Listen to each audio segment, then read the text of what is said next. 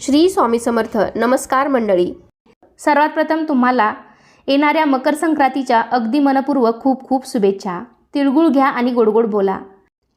तर या व्हिडिओमध्ये मी तुम्हाला मकर संक्रांतीची संपूर्ण माहिती सांगणार आहे. यामध्ये यावर्षी मकर संक्रांत कशावर आली आहे, कोणत्या रंगावर आली आहे, त्यामुळे आपल्याला कोणता रंग वर्ज्य करायचा आहे, तसेच संक्रांती काळात कोणती कामे वर्ज्य करावीत, तसेच कोणती कामं करणं गरजेचं आहे, संक्रांतीचे वाहन, वस्त्र, शस्त्र, वय, नाव, दान काय द्यावे आणि संक्रांती काळात अजून कोणकोणत्या गोष्टी केल्या जातात, तर या सर्व गोष्टींची माहिती तुम्हाला मी आजच्या व्हिडिओमध्ये देणार आहे. तर त्यासाठी हा व्हिडिओ शेवटपर्यंत पहा. जास्तीत जास्त तुमच्या फ्रेंड फॅमिलीमध्ये शेअर करायला विसरू नका आणि चॅनलवरती नवीन असाल तर चॅनललासुद्धा नक्की सबस्क्राईब करा. लगेचच आजच्या व्हिडिओला सुरुवात करूयात. आपल्या हिंदू धर्मात मकर संक्रांतीच्या सणाला विशेष महत्त्व आहे. सूर्य हा दर महिन्याला आपली राशी बदलतो, परंतु जेव्हा सूर्य मकर राशीत प्रवेश करतो तेव्हा या शुभ योगाला मकर संक्रांती असे म्हणतात. म्हणजेच सूर्य जेव्हा एका राशीतून दुसऱ्या राशीत प्रवेश करतो यालाच मकर संक्रांत असं म्हटलं जातं. आणि आपण हा मकर संक्रांतीचा सण अगदी आनंदाने साजरा करत असतो. या मकर संक्रांतीच्या दिवसापासूनच सूर्याचे उत्तरायण सुरू होतं आणि हा उत्तरायणाचा काळ अधिक शुभ मानला जातो. त्यामुळेच मकर संक्रांत अगदी विशेष मानली जाते. इंग्रजी नवीन वर्षाला सुरुवात झाली की यामध्ये येणारा पहिला सण म्हणजेच मकर संक्रांत. आणि आपलं मराठी नवीन वर्ष जरी गुढीपाडव्याला सुरू होत असलं तरीसुद्धा आपल्या दैनंदिन जीवनामध्ये इंग्रजी महिनेसुद्धा तेवढेच महत्त्वाचे आहेत. मराठी महिन्याप्रमाणेच मकर संक्रांत ही दरवर्षी 10व्या महिन्यात म्हणजेच पौष महिन्यात येते आणि इंग्रजी महिन्यात मकर संक्रांत ही जानेवारी महिन्यातच येत असते. आणि या सणाचे एक वैशिष्ट्य म्हणजे मकर संक्रांतीचा सण शक्यतो 14 किंवा 15 जानेवारीला साजरा केला जातो. त्यातल्या त्यात 13 किंवा 15 जानेवारीला संक्रांत येणं असं क्वचितच घडतं. मात्र नेहमी हा सण 14 जानेवारीला साजरा केला जातो. आता यानंतर आपण पाहूया मकर संक्रांतीचे फल काय असणार आहे. बुधवार दिनांक 14 जानेवारी 2026 म्हणजेच शके 1947 पौष कृष्ण 11 रोजी दुपारी 3:06 सूर्य मकर राशीत प्रवेश करीत आहे. संक्रांतीचा पुण्यकाल बुधवार दिनांक 14 जानेवारी 2026 रोजी दुपारी 3:06 पासून ते सूर्यास्तापर्यंत संक्रांतीचा पुण्यकाल असणार आहे. आता आपण पाहूया की यावर्षी संक्रांत कशावर आली आहे, कोणत्या रंगावर आली आहे आणि संक्रांतीने कोणकोणत्या वस्तू परिधान केल्या आहेत. कारण संक्रांतीने ज्या वस्तू परिधान केलेल्या असतात त्या आपल्याला वर्ज्य करायच्या असतात. सूर्याचे मकर संक्रमण बालवकरणावर होत असल्याने वाहन वाघ असून उपवाहन घोडा आहे. संक्रांतीने पिवळे वस्त्र परिधान केलेले असून हातामध्ये तिने गदा घेतली आहे. केशराचा टिळा तिने लावलेला आहे. वयाने ती कुमारी असून बसलेली आहे. वासाकरता तिने जाईचे फूल घेतलेले आहे. पायस भक्षण करीत आहे. जातीने ती सर्प आहे. भूषणार्थ मोती धारण केलेले आहेत. वार नाव व नक्षत्र नाव मंदाकिनी असून सामुदायिक मुहूर्त 30 आहेत. ती पूर्वेकडून पश्चिमेस जात आहे व वायव्य दिशेस पाहत आहे. आता आपण पाहूया संक्रांतीचे फल. संक्रांतीने ज्या वस्तू परिधान केल्या आहेत तर त्या वस्तू महाग होतील. संक्रांती जेथून आली आहे तेथील जनतेला सुख प्राप्त होईल. संक्रांतीच्या काळात दानधर्माला खूप जास्त महत्त्व आहे. त्यामुळे पर्व काळात द्यायचे दान नवे भांडे, गाईला घास, अन्न, तिलपात्र, गूळ, तीळ, सोने, भूमी, गाय, वस्त्र, घोडा इत्यादी यथाशक्ती दाने द्यावीत. संक्रांत ही दुसरी तिसरी कोणी नसून ती एक देवीचं रूप आहे आणि संक्रांतीने ज्या वस्तू परिधान केलेल्या असतात तर त्या आपल्याकडे वर्ज्य करायच्या असतात. संक्रांतीच्या दुसऱ्या दिवशी असते किंक्रांत. तर किंक्रांत ही 15 जानेवारीला आलेली आहे. संक्रांती देवीने मकर संक्रांतीच्या दुसऱ्या दिवशी किंक्रासूर नावाच्या राक्षसाला ठार मारले आणि त्याच्या जाचातून प्रजेला मुक्त केले. म्हणून हा दिवस किंक्रांत म्हणून ओळखला जातो. पंचांगात हा दिवस करी दिन म्हणून दाखवलेला आहे. मकर संक्रांतीच्या दिवशी जी माणसे दान देतात, हवन करतात, त्या वस्तू सूर्य त्यांना प्रत्येक जन्मात देत असतो. मग ते तुम्ही तुमच्या यथाशक्तीनुसार कोणतेही दान करू शकता. रक्तदान असेल, वस्त्रदान असेल, अन्नदान असेल, विद्यादान असेल, श्रमदान असेल, नेत्रदान असेल, यथाशक्ती आपल्याला ही दाने या दिवशी करायची आहेत. म्हणजे तुम्हाला जे शक्य होतील तुम्ही अगदी ती दाने या दिवशी करू शकता. त्याचबरोबर आपण भोगीच्या दिवशी किंवा संक्रांतीच्या दिवशी जे सुगड पूजतो, काही जण याला बोळकी म्हणतात, काही जण खण म्हणतात. तुमच्या भागामध्ये जशी पद्धत असेल त्याप्रमाणे. तर ती जी सुगड आहेत ती पूजा आपण करतो, तर ते सुद्धा एक प्रकारचं दानच आहे. त्यामुळे तुम्ही संक्रांती काळामध्ये कधीही हे दानसुद्धा करू शकता. म्हणजे याला सुद्धा सुगडदान असं म्हटलं जातं. मकर संक्रांतीच्या दिवशी सकाळी लवकर उठून स्वच्छ स्नान करून सर्वात पहिली गोष्ट म्हणजे आपण सूर्याला या दिवशी जल अर्पण करायचं आहे. म्हणजेच काय तर सूर्याला अर्घ्य द्यायचं आहे. शक्य असेल तर तांब्याच्या तांब्यामध्ये आपल्याला पाणी घ्यायचं आहे. त्या तांब्यामध्ये थोडंसं कुंकू, तीळ, आपल्याला एक लाल फूल त्या तांब्यामध्ये टाकायचं आहे आणि हे पाणी आपण सूर्यदेवाला अर्पण करायचं आहे. हे पाणी अर्पण करत असताना तुम्ही ओम सूर्याय नमः किंवा ओम आदित्याय नमः, ओम भास्कराय नमः या मंत्राचा जप तुम्ही करू शकता. तर अशा प्रकारे सूर्याला या दिवशी जल अर्पण करायचं आहे. आपल्याला सूर्यदेवाची विशेष अशी पूजा या दिवशी करायची आहे. त्यामुळे आपल्याला चांगल्या आरोग्याची प्राप्ती होते, उत्तम तेजाची प्राप्ती होते, आपले आरोग्य चांगले राहते, आपले आरोग्य निरोगी राहते. सूर्यापासून मिळणारे लाभसुद्धा अनेक आहेत. तसेच या दिवशी पवित्र नद्यांमध्ये स्नान देखील तुम्ही करू शकता. आणि जर पवित्र नद्यामध्ये किंवा देवदर्शनासाठी जाणं शक्य नसेल तर तुम्ही तुमच्या दररोजच्या आंघोळीच्या पाण्यामध्ये सुद्धा थोडेसे पांढरे तीळ आणि गंगाजल मिसळून त्या पाण्याने जरी तुम्ही स्नान केलं तरीही चालू शकतं. तर या दिवशी पवित्र नद्यामध्ये स्नान करण्याला विशेष महत्त्व आहे. त्यामुळे आपल्याला पुण्याची प्राप्ती होते. तुम्हाला जाणं शक्य नसेल तर तुम्ही असं घरच्या घरी देखील सुद्धा स्नान करू शकता.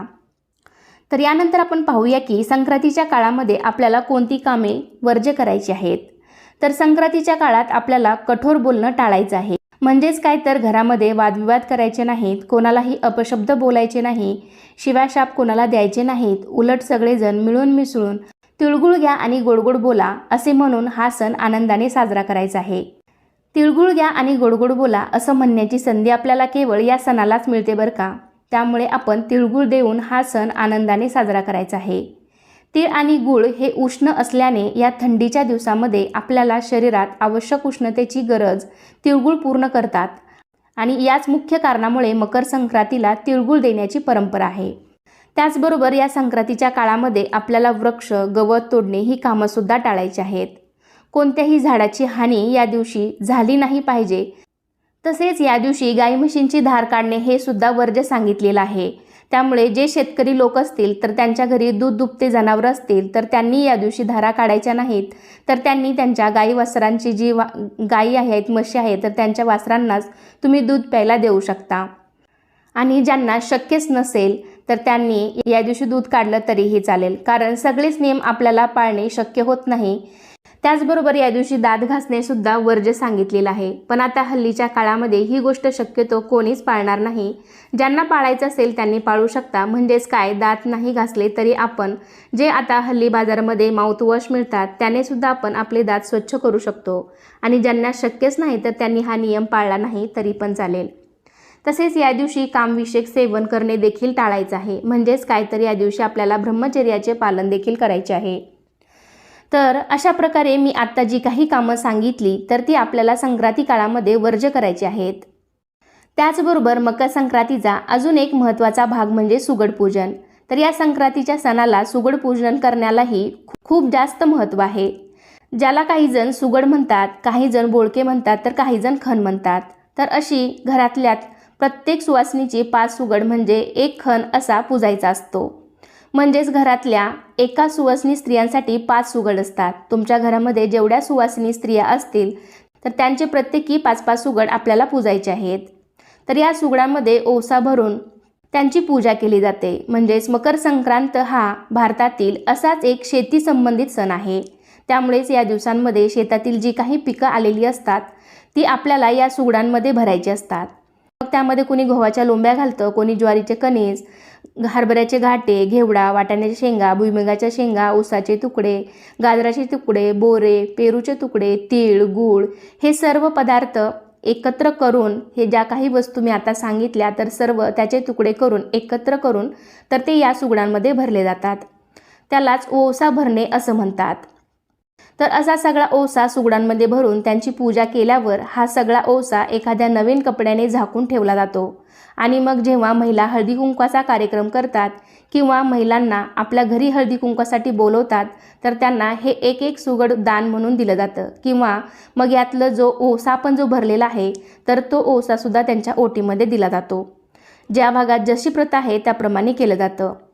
आणि हे सर्व वाण महिला वर्ग ज्या पद्धतीने एकमेकींना देतात त्याचप्रमाणे पंढरपूरच्या रुक्मिणीला देखील सवाष्ण स्त्रिया या दिवशी हे वाण देण्याकरता गर्दी करतात.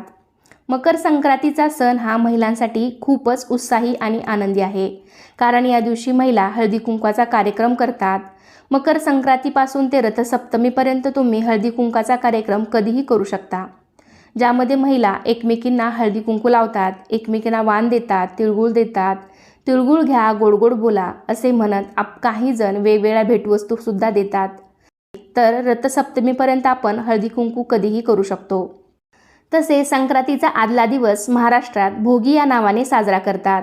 या हवामानात उपलब्ध असलेल्या सर्व शेंगा, भाज्या, फळभाज्या आणि तिळाचे कूट घालून केलेली मिश्र भाजी किंवा मिक्स भाजी, तीळ लावून केलेली बाजरीची भाकरी, लोणी, मुगाची खिचडी असे पदार्थ या दिवशी आवर्जून केले जातात.